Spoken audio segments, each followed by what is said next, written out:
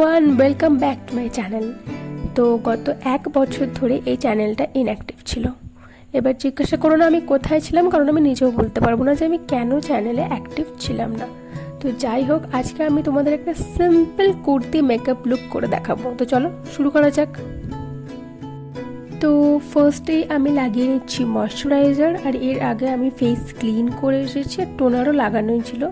তো আমি ময়শ্চারাইজার থেকে শুরু করছি, কারণ তোমরা জানো যে একটা ভালো মেকআপ বেস ক্রিয়েট করা কতটা দরকার। এরপর আমি লাগাচ্ছি একটা ম্যাট ফিনিশিং প্রাইমার। যেহেতু আমি ফাউন্ডেশন লাগাবো, তাই প্রাইমারটা তার আগে লাগানো খুব জরুরি।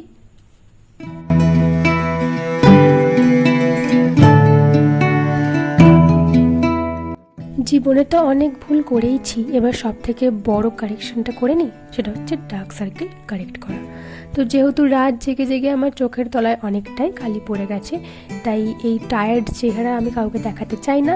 তো প্রথমে এখানে অরেঞ্জ কনসিলার দিয়ে আমি আমার ডার্ক সার্কেলগুলো হাইড করার চেষ্টা করছি।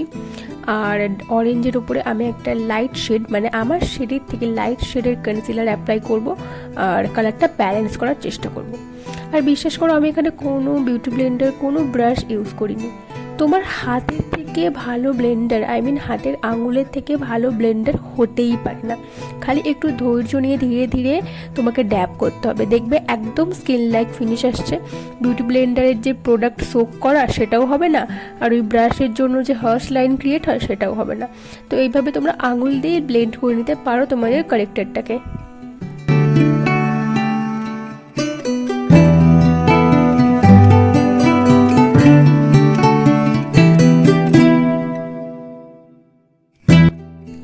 দেখতে পাচ্ছ তো কতটা সিমলেসলি এই কারেক্টারটা আমার স্কিন কালারের সঙ্গে মিশে গেছে। একদম বোঝাই যাচ্ছে না যে আমি কোনো কালার কারেক্টার ইউজ করেছি বলে। ওকে, সো এবারে ফাউন্ডেশন ইউজ করার পালা। আর আমি এখানে ইউজ করছি মামা আর্থের 07 টফি গ্লো। যদিও এটা আমার এক্স্যাক্ট শেড নয়, যদি আমি ট্যান হয়ে যাই কখনো তাহলে এটা আমার এক্স্যাক্ট শেড, কিন্তু যেহেতু আমি এখন ঘরেই আছি তো ট্যান হওয়ার খুব একটা চান্স নেই। তো এর সঙ্গে আমাকে ফিটমির যে 230 ফাউন্ডেশনটা ওটাকে মিক্স করে মাখতে হয়, তবে আমি আমার এক্স্যাক্ট শেডটা পাই। আর যেহেতু আমি এখানে একটা হালকা মেকআপ লুক ক্রিয়েট করবো, কুর্তি মেকআপ লুক ক্রিয়েট করবো, তার জন্য আমি এই নর্মাল কভারেজের ফাউন্ডেশনটা নিয়েছি। আমি বলবো না যে এটা খুব লো কভারেজ, বাট হ্যাঁ, এটা নর্মাল টু মিডিয়াম কভারেজ একটা ফাউন্ডেশন।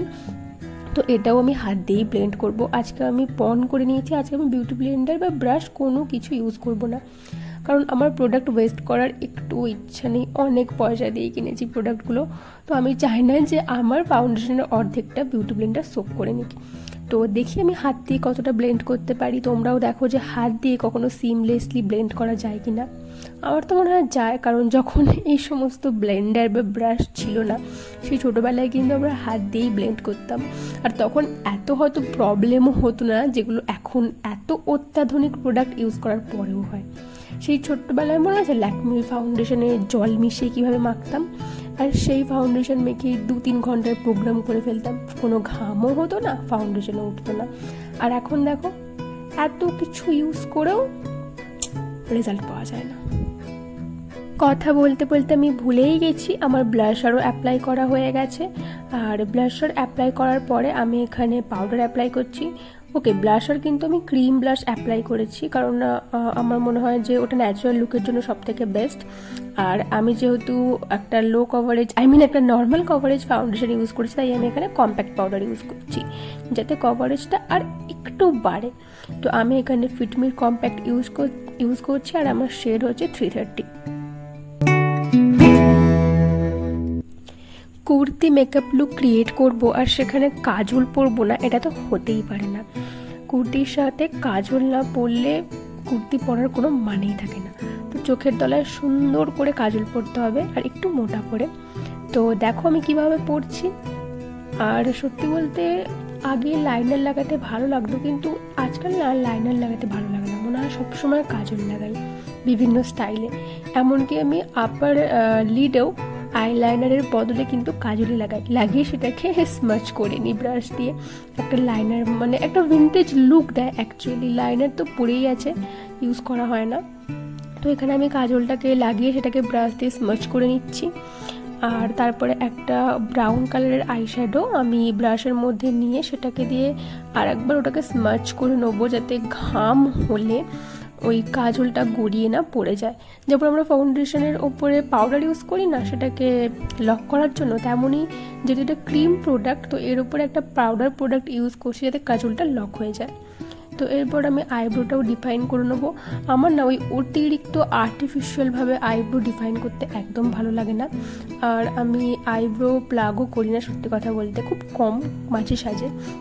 আমার এই ন্যাচারাল লুকটাই ভালো লাগে, আর অতিরিক্ত ওই আর্টিফিশিয়ালভাবে ড্র করে আমার পছন্দ নয়। জাস্ট একটু ডিপ একটা শ্যাডো বা একটা ডিপ ব্রাউ শেড নিয়ে লাগিয়ে দিই। তো এরপর আমি চোখের আপার লিডে একটু শিমার শেড লাগাবো, কারণ আপার লিডটা খুব ফাঁকা ফাঁকা লাগছে যেহেতু কাজলটা পুরোপুরি লোয়ার লাইনে চলে গেছে।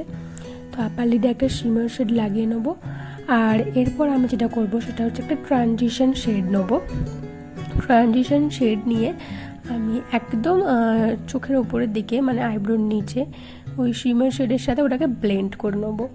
মানে আই মেকআপ সেভাবে কিছুই না, কিছুই বুঝতে পারবে না যে আমি আপার লিডে কিছু ইউজ করেছি, তাও করে নিলাম মনের শান্তির জন্য বলতে পারো। মেয়েদের একটা প্রবলেম জানো তো, যতই ব্লাশার লাগাক সবসময় কম মনে হয়। আমি তখন ক্রিম ব্লাশ লাগিয়েছিলাম কিন্তু আমার খুব কম মনে হচ্ছিল, যার জন্য আমি আবার পাউডার ব্লাশ নিয়ে আর একবার লাগিয়ে নিচ্ছি। মানে এমনিতে তো লজ্জা সরম কিছু নেই, যদি ব্লাশ লাগানোর পরে একটু লজ্জা লাগে তাই জন্য। যাই হোক, এরপর আমি হাইলাইটার লাগাচ্ছি আমার হাই পয়েন্টে। আর হাইলাইটার আমি খুবই অল্প লাগিয়েছি, আমি চাই না অতিরিক্ত গ্লো যা আমাকে দেখে কারো চোখ ধাঁধিয়ে যাক, সেটা আমি চাই না। আমি মিনিমাম হাইলাইটার লাগিয়েছি। আর এরপর আমি লিপ বাম লাগাবো। যে কোনো লিপস্টিক, আমি ক্রিম লিপস্টিক অ্যাপ্লাই করার আগেও আর ম্যাট লিপস্টিক অ্যাপ্লাই করার আগেও লিপ বাম লাগাই, কারণ আমার লিপস ড্রাই, আমার স্কিনই হচ্ছে ড্রাই, আমার ড্রাই স্কিন টাইপ, তো লিপসও তাই জন্য ড্রাই। তো আমি এখানে নিভিয়ার লিপ বাম ইউজ করছি। আর এরপর আমি একটা নিউড শেড ইউজ করব, এটা হচ্ছে আই থিঙ্ক L18-এর একটা নিউড শেড। এটা আমার এমনিতে দিতে ভালো লাগে না, কিন্তু দেখছি আজকের এই লুকটার সাথে এটা ভালো যাবে। তো ওকে, ডান। সমস্ত মেকআপ করা কমপ্লিট।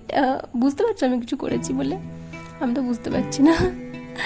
ওকে, কিছু একটা কম কম মনে হচ্ছিল। আচ্ছা, কুর্তির সাথে টিপ না পরলে কি করে চলবে? টিপ তো পরতেই হবে। যাই হোক, আমার কাছে ব্ল্যাক কালারের টিপ ছিল না, লাইনারটা এবারে কাজে এসছে, দেখছো? লাইনার দিয়ে কিন্তু আমি টিপ পরছি। তো যাই হোক, আমার ফুল লুক কমপ্লিট। এবার আমি হেয়ারটা কার্ল করব, জানি না কতটা করতে পারবো, আমার হেয়ারে কার্ল একদম স্টে করে না। তো ফাইনাল লুকের জন্য রেডি। 1 2 3 10 I am ready. তো আমি এখানে এই স্কাই ব্লু কালারের কুর্তিটা পরেছি, আর তার সাথে এই অক্সিডাইজড ইয়ারিংসগুলো পরেছি, আর হাতে দেখছো একটা বালা রয়েছে অক্সিডাইজড। আর হেয়ার কার্ল করেছি, জানি না কতটা কার্ল হয়েছে, কারণ আমার হেয়ারে একদম কার্ল স্টে করে না। তো কেমন লাগছে আমাকে জানিও, আর তোমাদের যদি এই কুর্তির লুকটা পছন্দ হয় আমার চ্যানেলটা সাবস্ক্রাইব করে দিও। আর হ্যাঁ, লাইক কমেন্ট আর শেয়ার করতে কিন্তু একদম ভুলবে না। দেখা হচ্ছে অন্য কোনো ভিডিওতে। আজকের মতো বাই বাই।